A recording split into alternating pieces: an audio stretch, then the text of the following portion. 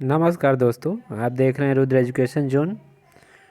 और आज दोस्तों मैं आप लोगों के लिए लेकर आया हूँ BLIS का असाइनमेंट पेपर जो 2022-23 के लिए है। ठीक है, तो BLIS के बच्चे जो हैं ध्यान से देखेंगे। इससे पहले भी वीडियो आ चुका है और उसमें मैं काफ़ी पेपर आप लोगों को दिखा चुका हूँ जो UPRTOU की वेबसाइट पर अपलोड हुआ है, और ये 2022-23 के बच्चों के लिए है। तो यहाँ पर आइए हम लोग देख लेते हैं पेपर। और आज का जो पेपर है उसका जो आपका कोर्स कोड है वो BLISS01 है, ज्ञान संगठन एवं प्रक्रियाकरण। अधिकतम अंक है 30। ठीक है, यानी कि 70 का रिटर्न होगा प्लस 30 का असाइनमेंट, यानी कि 100। तो ये सारी चीज़ें मैं आपको बता चुका हूँ, बार बार रिपीट करने की क्या ज़रूरत है, वीडियो ज़्यादा लंबा हो जाएगा। सीधे आ जाते हैं सेक्शन ए पर और यहाँ देखते हैं प्रश्न संख्या 1 है, पुस्तकालय वर्गीकरण के सिद्धांतों की विस्तृत चर्चा कीजिए। सेक्शन ए का पहला प्रश्न है। ठीक है, ये लॉन्ग आंसर टाइप क्वेश्चन है। ठीक है, दूसरा है, पुस्तकालय प्रसूचीकरण के नियामक सिद्धांतों की विस्तृत चर्चा कीजिए। पुस्तकालय प्रसूचीकरण की परिभाषा दीजिए, इसके उद्देश्यों एवं कार्यों की चर्चा कीजिए। और उसके बाद यहाँ पर सेक्शन ए था, ये थोड़ी सी मिस प्रिंटिंग हो गई है। ठीक है, ये सेक्शन बी है, ध्यान दीजिएगा। सेक्शन बी में आप देखेंगे कि Sears list of subject headings, इसके विषय में लिखना है। और 2 नंबर का ये प्रश्न है, मार्क क्या है, MARC मार्क क्या है, ISBN क्या है, इसके बारे में लिखना है। ISO 2709 क्या है। ठीक है, अंकन क्या है, केंद्रीकृत सूचीकरण क्या है। ठीक है, ये सारी चीज़ें short answer type question 2-2 number के हैं, इसको आपको करना है। ठीक है, आगे चलते हैं। आज मैं आपका असाइनमेंट वाला पोर्शन जो है इसको ख़त्म कर दूंगा। वीडियो थोड़ी बहुत लंबी होगी तो उसके लिए परेशान होने की ज़रूरत नहीं है। देखिए, BLISS02, ये आपका प्रसूचीकरण सिद्धांत के मूल तत्व,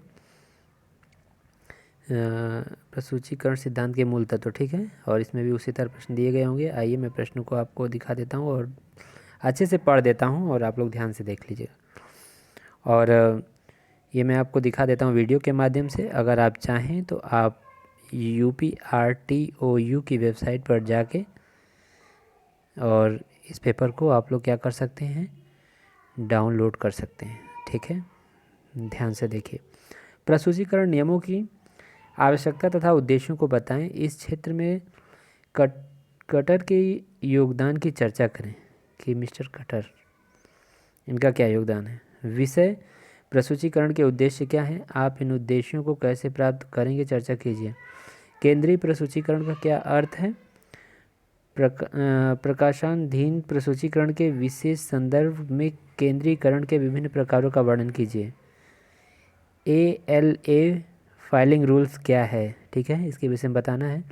देखिए, एक गलती यहाँ पे हर जगह हो गई है कि ये सेक्शन ए है, तो यहाँ पे थोड़ा सा ये मिस प्रिंटिंग है, ध्यान देना चाहिए यूनिवर्सिटी वालों को, लेकिन कोई बात नहीं है, आप खुद समझदार हो गए हैं। ये आपका सेक्शन बी है, घबराने की ज़रूरत नहीं है। 5वां प्रश्न है, प्रसूचीकरण के पारंपरिक स्वरूप। और 6वां प्रश्न है, प्रसूचीकरण में भारतीय नाम। 7वां है, CCC में छद्म नामी कृतियों के शीर्षकों का उपकल्पन, प्रचलन का उपसूत्र, सरलीकृत प्रसूचीकरण क्या है। ठीक है, ये 9 प्रश्न हो गए। आगे चलते हैं। अब हम आ गए हैं BLIS-05N। जी हाँ, ये आपका सेकंड सेमेस्टर का प्रैक्टिकल पेपर है। ठीक है, यहाँ देखिए लिखा भी है प्रायोगिक, पुस्तकालय सूचीकरण प्रायोगिक, ये आपका प्रैक्टिकल पेपर है सेकंड सेमेस्टर का। ठीक है, तो इसको देख लेते हैं। इसमें क्या है, इसमें लिखा है सभी प्रश्नों के उत्तर देना है आपको, और make catalogue entries of section A according to AACR2 revised edition and entries of section B according to CCC 5th edition. ठीक है, तो ये दे दिया गया है कि जो आपका सेक्शन ए है वो AACR2 के अनुसार करना है और सेक्शन बी को CCC 5th एडिशन के अनुसार करना है। ठीक है, तो ये सारी चीज़ें आपकी दे दी गई हैं। ये देखिए आपका prevention management and cure by professor Rajendra Singh Sinha, Rajnish Singh Sinha. ये देखिए, ये सारी चीज़ जैसे आपका क्वेश्चन 1 दिया गया है ना, ये देखिए इसका आपको टेबल बनाना पड़ता है, ठीक है। टेबल बना करके और उसके माध्यम से आप क्या करते हैं, इनको दिखाते हैं, टेबल के माध्यम से एंट्रीज करते हैं, ठीक है। और मेन वही एंट्री होती है। तो आपको ये AACR2 के अनुसार है, आपका जो ये सेक्शन ए है वो AACR2 के अनुसार आपको करना है। और सेक्शन बी में अभी जाएंगे तो उसको हम बताएंगे कि वो किस तरह से करना है। हिस्ट्री ऑफ सिख, ये सारी चीज़ें हैं आपके बुक में, बहुत आसानी से ये एग्जांपल भी मिल जाएंगे। और ये आप ध्यान से देखेंगे तो आपको सारी चीज़ें समझ में आ जाएंगी। और अगर कोई प्रॉब्लम होती है तो आप बताइए, ठीक है। और सेक्शन बी आ गया, इसको आपको कैसे करना है, इसका नियम जो है वो CCC आपका 5th एडिशन के अनुसार ये करना है। इसमें भी आपको टेबल बनानी होती है, ठीक है। और टेबल बना के इन सारी चीज़ों को जो है कि आपको टेबल में दिखाना होता है, ठीक है। तो ये आपका प्रैक्टिकल पेपर था, जो भी समस्याएं हो आप पूछ सकते हैं। BLIS 06 है, ठीक है। इसका क्या है, संदर्भ एवं सूचना स्रोत। BLIS 06 संदर्भ एवं सूचना स्रोत, इसको आइए देखते हैं हम लोग आगे। इसमें किस तरह के प्रश्न है, संदर्भ सेवा की आवश्यकता तथा महत्व स्पष्ट कीजिए, पहला प्रश्न। सूचना के प्राथमिक, द्वितीयक एवं तृतीयक स्रोत की विवेचना कीजिए। उपभोक्ता शिक्षण की व्याख्या कीजिए तथा पुस्तकालयों में उपयोगिता शिक्षण की विभिन्न विधियों की चर्चा कीजिए, ठीक है। और यहाँ भी वहीं थोड़ा सा ये खंड आ ही है, इसको आप ब करके यहाँ भी कर लीजिए। आइए, निर्देशात्मक प्रश्न क्या है, विश्वकोश क्या है, दीर्घकालीन संदर्भ सेवा, अंतर पुस्तकालय सेवा क्या है, सामयिक जागरूकता सेवा क्या है, साहित्यिक खोज क्या है, ठीक है। ये आप लोगों को लिखना है। और आगे चलते हैं, BLIS 07 है, संदर्भ एवं सूचना सेवाएं, ठीक है। आइए देख लेते हैं इसमें क्या प्रश्न है। सेक्शन ए में पहला प्रश्न, साहित्यिक खोज एवं डाटाबेस सेवाओं का विस्तृत चर्चा कीजिए, प्रलेखन को परिभाषित कीजिए तथा इसके पक्षों की व्याख्या कीजिए। रिप्रोग्राफी क्या है, प्रलेख आपूर्ति सेवा की विस्तारपूर्वक चर्चा कीजिए। अब आ जाते हैं सेक्शन बी में, बायोलॉजिकल एब्स्ट्रैक्ट्स क्या है, ठीक है। एग्री इंडेक्स क्या है, सूचना उपभोक्ता के विषय में लिखना है। उपभोक्ता शिक्षा का मूल्यांकन, डाटा एवं सूचना में अंतर, करंट कंटेंट सेवा क्या है। ये 9 प्रश्न हो गए, ठीक है। और आगे चलते हैं, BLIS 08 है। BLIS 08 आपका जो कोर्स कोड है वो BLIS 08 है, सूचना एवं संचार प्रौद्योगिकी पुस्तकालय स्वचालन, ठीक है। अब आइए देखते हैं इसमें किस प्रकार के प्रश्न हैं। तो कंप्यूटर कितने प्रकार के होते हैं, ये तो बचपन से किताबों में पढ़ते आ रहे हैं, क्लास 3 से क्लास 2 से, ठीक है। कंप्यूटर के प्रकार लिखना है आपको। विंडोज़ क्या है, इसकी सुविधाओं का वर्णन कीजिए। सॉफ्टवेयर और हार्डवेयर क्या है, ये तो आप जानते ही हैं। तो सॉफ्टवेयर क्या है, सोल सॉफ्टवेयर के विभिन्न मॉड्यूल कौन से हैं, चर्चा करना है। उच्च स्तरीय प्रोग्रामिंग भाषा, हाई लेवल प्रोग्रामिंग लैंग्वेज के विषय में लिखना है। CPU क्या है, डाटाबेस के लाभ क्या है, मार्क यानी कि आपका मशीन रीडेबल कैटलॉग क्या है वो लिखना है। सिस्टम हार्डवेयर क्या होता है उसके बारे में, इनपुट एवं आउटपुट युक्तियों के बारे में लिखना है, ठीक है। बहुत सिंपल पेपर है। आगे देख लेते हैं, BLIS 09 सूचना एवं संचार प्रौद्योगिकी नेटवर्किंग। इसमें आपको ये देखना है, ये नेटवर्किंग वाला पेपर है। इसमें क्या क्या क्वेश्चन आए, नेटवर्क क्या है, नेटवर्क की अवधारणा की विस्तृत व्याख्या कीजिए। इंटरनेट क्या है, इसके विकास एवं सेवाओं पर प्रकाश डालिए। ब्राउजर्स क्या है, ब्राउजर्स एवं सर्च इंजन में अंतर स्पष्ट कीजिए। शोध गंगा क्या है, मेडलॉर्स क्या है, सूचना सुरक्षा, मल्टीमीडिया, गोफर और लैन, ठीक है। तो ये 4 to 9 आपके शॉर्ट आंसर टाइप क्वेश्चन हैं, ध्यान से देख लीजिए, ठीक है। आइए आगे चलते हैं, BLIS 03 है।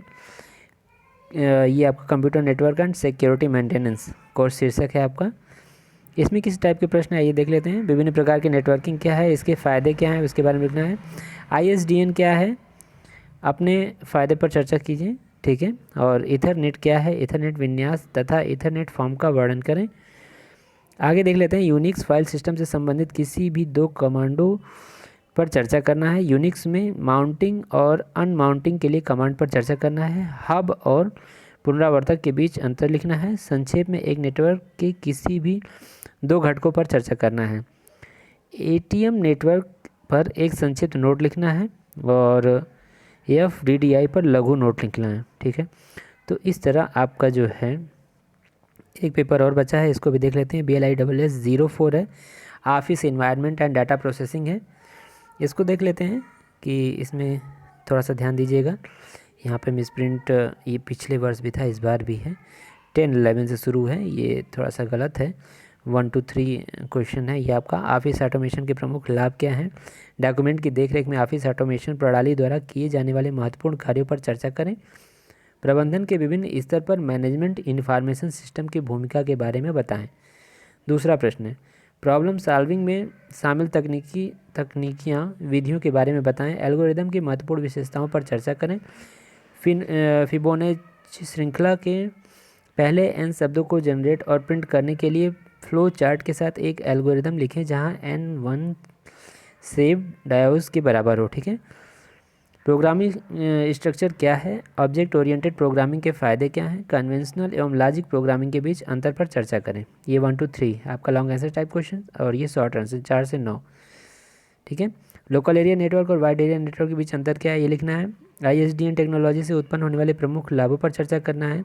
उदाहरण के साथ एक प्रोग्रामिंग लैंग्वेज के विभिन्न प्रकार के लूपिंग स्ट्रक्चर के बारे में बताना है। उदाहरणों के साथ सॉफ्टवेयर का वर्गीकरण दें और सिस्टम डिज़ाइन के तरीके क्या हैं विस्तार से व्याख्या कीजिए। फ्लो चार्ट के विभिन्न तत्वों पर चर्चा कीजिए। तो इस तरह आपका ये ख़त्म हुआ जो असाइनमेंट पेपर था। जो असाइनमेंट पेपर आपका 2022-23 के लिए है वो मैंने करा दिया है। और मैं आप लोगों को एक चीज़ ज़रूरी सूचना देना चाहता हूँ कि हमने आप लोगों से बोला था कि जो आपका असाइनमेंट की कॉपी है उसके बारे में मैं बात किया था वहाँ जा कर के कटरा प्रयागराज में। तो उनका कहना ये है कि मैं अगर एक एक बच्चों को 1 by 1 पार्सल करूं या कोरियर करूं तो बहुत ज़्यादा खर्च आ जाएगा। उन्होंने ये कहा कि आप अपने चैनल पर बच्चों से ये बोलिए कि वो जहाँ भी हैं जहाँ उन लोगों ने एडमिशन लिया है अपने स्टडी सेंटर के अगल बगल, ठीक है, जो आपका स्टडी सेंटर है जहाँ आपने एडमिशन लिया है उसके अगल बगल आप जितनी भी शॉप हैं वहाँ पता कीजिए। वहाँ पर कॉपियाँ ज़रूर आपको मिल जाएंगी।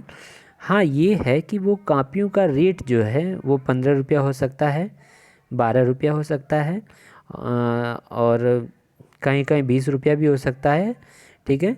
तो दूरी के हिसाब से प्रयागराज यहाँ से कॉपियाँ वो बोल रहे थे कि यहाँ से कॉपियाँ चली जाती हैं और जाने के बाद जो है वहाँ स्टडी सेंटर के अगल बगल आप पता कीजिए, आपको कॉपियाँ आसानी से मिल जाएंगी। ठीक है। तो ये सूचना देना बहुत ज़रूरी था। तो आज के लिए बस इतना ही दोस्तों, नमस्कार।